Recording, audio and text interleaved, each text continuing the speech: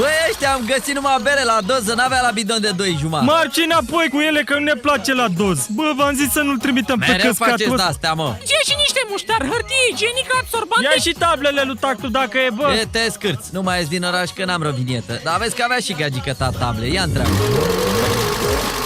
Ia uite, așa mă rupe cauciucurile alea. Bă, cocalarii fratitul ăsta.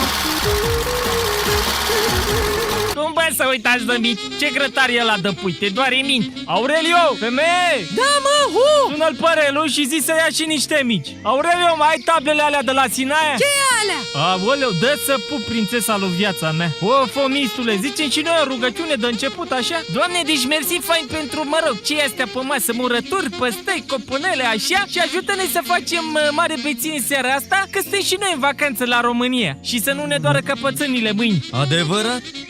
Bine, boss! După ce mâncăm, mergem la Bălcesat, mai mâncăm un porumb fier, ne mai dăm în lanțuri, a? Dacă are și lanțuri de mare tonaj, te dă. Băi, ăștia, dar de ce nu m-ați așteptat și pe mine? Așa faceți, hă? Bine, mă. Hai luat, mă, bere. Am luat de-aia brună. V-am zis că nu-l duce minte. Da, iubim că e prostul nostru, treci încă.